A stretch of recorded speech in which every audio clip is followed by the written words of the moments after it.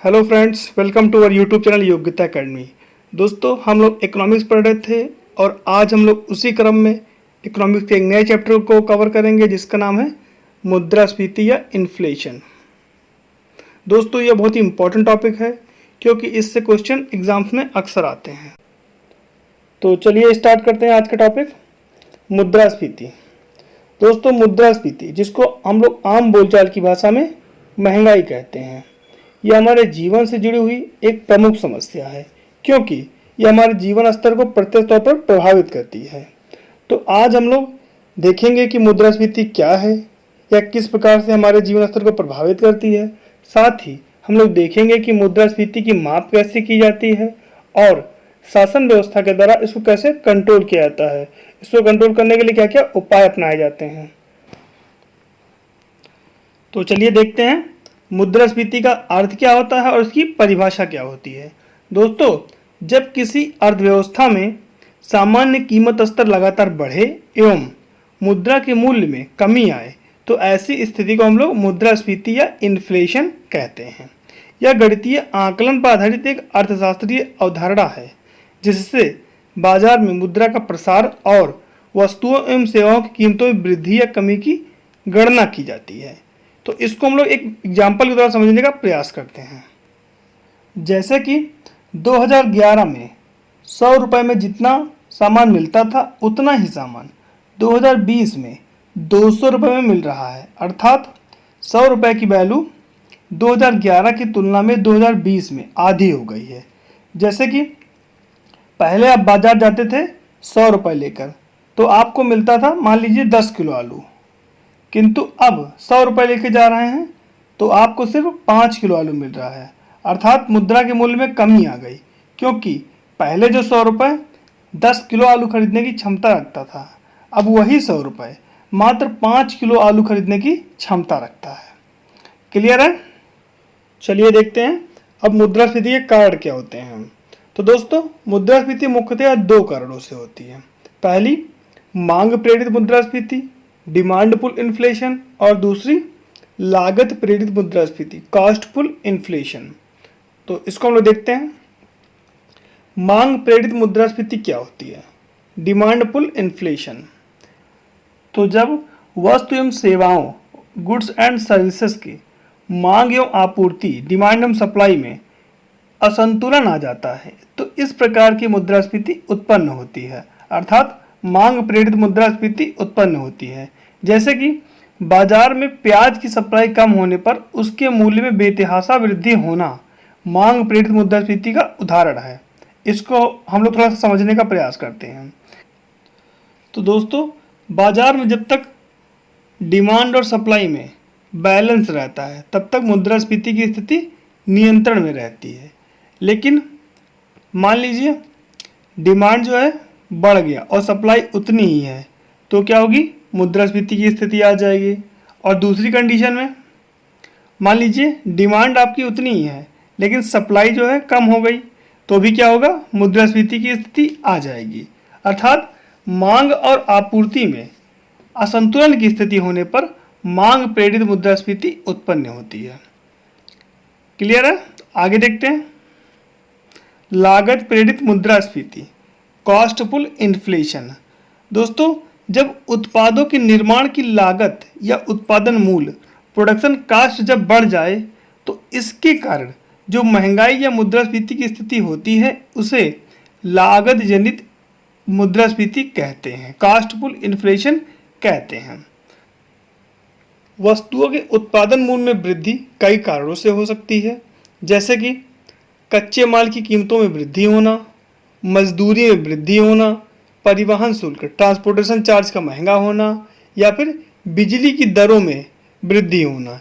ये सब जो कारण हैं वो लागत को बढ़ा देते हैं जिससे वस्तुएं महंगी हो जाती हैं। इस प्रकार की मुद्रास्फीति को नियंत्रित करने के लिए सरकार विभिन्न तरह के टैक्स दरों में छूट देती है जिससे लागत कम हो जाए और मुद्रास्फीति नियंत्रण में आ जाए। तो इसके बाद अब हम लोग देखते हैं कि मुद्रास्फीति का मापन कैसे किया जाता है।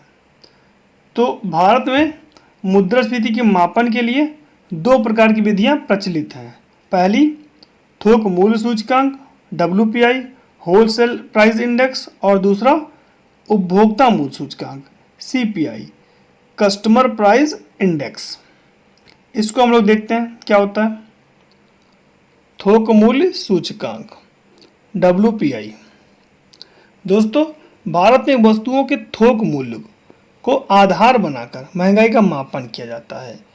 इस सूचकांक में वस्तुओं के थोक मूल्य में होने वाले परिवर्तन की गणना की जाती है, अर्थात कोई भी वस्तु थोक में कितने में मिल रही है, उसमें क्या परिवर्तन आया है, इसकी गणना थोक मूल्य सूचकांक में की जाती है। थोक मूल्य सूचकांक को आधार बनाकर एक बास्केट का निर्माण किया गया है, जिसको WPI बास्केट कहते हैं। इसमें 697 वस्तुओं को शामिल किया गया है और इनकी कीमतों में वृद्धि होने पर मुद्रास्फीति बढ़ जाती है। दोस्तों, हम लोगों ने पढ़ रखा है कि किन्हीं दो समय अवधि के बीच में कीमतों में तुलना करने पर जो वृद्धि देखी जाती है उसको हम लोग मुद्रास्फीति कहते हैं। तो थोक मूल्य सूचकांक में तुलना करने के लिए जो आधार वर्ष है वो 2011 और 12 है, अर्थात आज के थोक मूल्य में और 2011-12 के थोक मूल्य में क्या अंतर आया है, इसकी गणना हम लोग थोक मूल्य सूचकांक या WPI में करेंगे। किंतु थोक मूल्य सूचकांक की सबसे बड़ी कमी यह है कि इसमें केवल वस्तुओं के मूल्य में होने वाली वृद्धि को ही मापा जाता है, जबकि सेवाओं के मूल्य में होने वाली वृद्धि को नहीं मापा जाता है, जिसका भारत की अर्थव्यवस्था में एक बड़ा योगदान है। तो उपरोक्त कमी को देखते हुए भारत सरकार ने वर्ष 2013 से महंगाई की गणना के लिए थोक मूल्य सूचकांक की जगह पर उपभोक्ता मूल्य सूचकांक कंज्यूमर प्राइस इंडेक्स को प्रारंभ कर दिया है, अर्थात अब मुद्रास्फीति की गणना के लिए थोक मूल्य सूचकांक की जगह पर उपभोक्ता मूल्य सूचकांक CPI को आधार बनाया गया है। तो चलिए देखते हैं उपभोक्ता मूल्य सूचकांक क्या होता है, CPI क्या होती है। दोस्तों, उपभोक्ता मूल्य सूचकांक में वस्तुओं के साथ साथ सेवाओं के मूल्य में होने वाली वृद्धि को भी मापा जाता है, जबकि थोक मूल्य सूचकांक में केवल वस्तुओं के कीमतों में होने वाली वृद्धि को मापा जाता था। और भारत सरकार ने 2014 से उपभोक्ता मूल्य सूचकांक को आधार बनाकर मुद्रास्फीति की गणना प्रारंभ की है। उपभोक्ता मूल्य सूचकांक का जो आधार वर्ष है वो है 2012, जबकि थोक मूल्य सूचकांक का आधार वर्ष था 2011 और 12। तो इसको आधार बनाकर मुद्रास्फीति की गणना की जा रही है। क्लियर है? आगे देखते हैं हम लोग। अब हम लोग देखते हैं कि मुद्रास्फीति को रोकने के क्या क्या उपाय हैं, सरकार क्या किन किन उपायों को अपनाती है जिससे मुद्रास्फीति कंट्रोल हो सके। तो सरकार मुद्रास्फीति को रोकने के लिए निम्नलिखित उपायों का प्रयोग करती है, जिसमें सबसे पहला उपाय है मौद्रिक उपाय, दूसरा उपाय है राजकोषीय उपाय और तीसरा उपाय है अन्य उपाय। इन उपायों को हम लोग एक एक करके देखते हैं। मुद्रास्फीति को रोकने के मौद्रिक उपाय। सरकार इन उपायों के अंतर्गत बाजार में मुद्रा के प्रसार को नियंत्रित करने का प्रयास करती है, जिससे मुद्रास्फीति नियंत्रित होती है। और इस कार्य को भारत सरकार का केंद्रीय bank reserve bank of India करता है। यह अपने मौद्रिक उपकरणों जैसे कि repo rate, reverse repo rate, bank rate इत्यादि के माध्यम से बाजार में मुद्रा के प्रसार को कम कर देता है, जिससे लोगों के पास मुद्रा सीमित मात्रा में बचती है और लोग आवश्यकता से अधिक वस्तुओं को खरीदने में सक्षम नहीं हो पाते हैं, जिससे मार्केट में मांग में कमी आ जाती है और मुद्रास्फीति की स्थिति नियंत्रित होती है। इसके बाद हम लोग देखते हैं मुद्रास्फीति को रोकने के राजकोषीय उपाय। सरकार मुद्रास्फीति को रोकने के राजकोषीय उपायों के अंतर्गत सार्वजनिक व्यय को कम करने का प्रयास करती है। साथ ही साथ सरकार नए करों को आरोपित करती है, जिससे बाजार में मुद्रा के प्रसार में कमी आती है और मुद्रास्फीति की स्थिति नियंत्रित होती है। इसके बाद हम लोग देखते हैं कुछ अन्य उपाय जिससे मुद्रास्फीति कंट्रोल हो सके।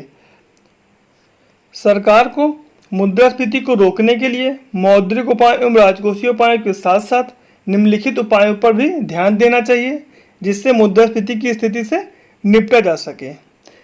सरकार को सबसे पहले बाजार में मांग एवं आपूर्ति, डिमांड एंड सप्लाई को सुनिश्चित करना चाहिए, क्योंकि मुद्रास्फीति का प्रमुख कारण ही डिमांड और सप्लाई में असंतुलन होना है।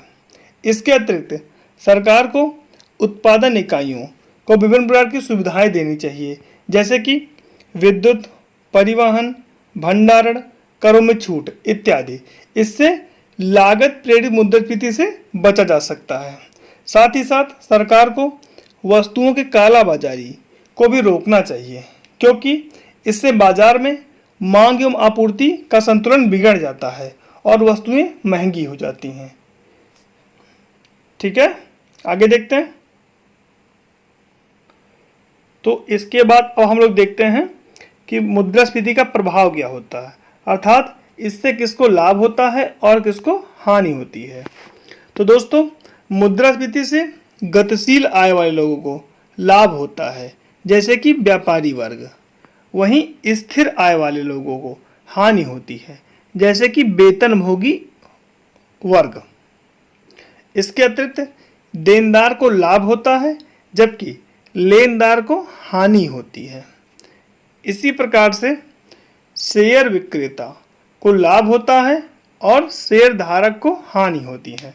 अर्थात आप ऐसे समझिए कि मुद्रास्फीति में जिसके हाथ में पैसा होता है उसको लाभ होता है और जिसके हाथ में पैसा नहीं होता है उसको हानि होती है, क्योंकि हम लोगों ने पढ़ रखा है कि मुद्रास्फीति में मुद्रा की वैल्यू कम हो जाती है।